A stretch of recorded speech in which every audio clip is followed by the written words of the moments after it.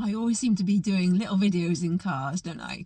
I think it's that because that's where all of the inspiration usually strikes me, or I get a good thought after leaving a workshop. But today I just wanted to have a quick thought about value. You know, how do you place value on the things you create? If you're a creator, how easy do you find it to price your work when you've made something with your own hands? This is something that came through really, really strongly in the workshop today, was that people, makers, creatives, are undercharging what they make. They're basing their prices on time and materials. You know, how long did this take me to make, and what material cost went into it?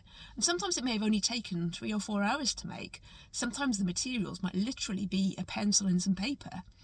So how do you cost that? Because if you cost it on time and materials, you're massively underselling yourself. And the upshot of that is then people haven't got the income that they deserve. And as a result, they're saying yes to everything because they're scrabbling around to make more money. And as a result, they're overwhelmed. They're spinning too many plates. They're trying to do everything all at once. And that is just massive. That is an awful, awful burden to carry. And people just start to crack under the pressure. So that takes me back to putting a value on what we create. So just think about yourself as an artist, as a maker, as a creator. How many years experience have you got? How many failed attempts? How many trial and error processes? How many pieces of artwork have ended up in the bin, on the floor? How many disasters have you had? You know, how many courses have you completed? How many qualifications have you done? What is your track record?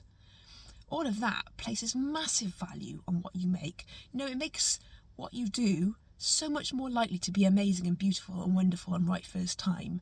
And that those years and years of progress, of processes, of practice makes perfect. All of that adds to your value. It adds to the value a client should be paying for, because they know what they get from you is likely to be right first time.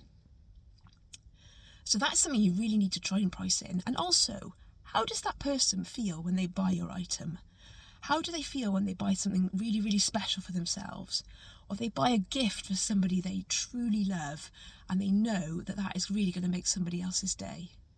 You know, there is more value. You know, price your work based on that value too, on the value that somebody else will place on it, how special it will become, an heirloom, a keepsake, something that reminds them of a special moment and a special time in their life. So that just takes me to the point of rethink your pricing, rethink your costs. You know, don't just put time and materials down. You can start from there, absolutely, but then add on the value that you get from your practice, from your perfection, from who you are as an artist, your life, your experiences, all of the value you can bring to it yourself, because you are you. And then on top of that, add the value that you bring because of the way you make somebody else feels. And if you start doing that and your pricing starts to be right, you'll start having to say yes to everything.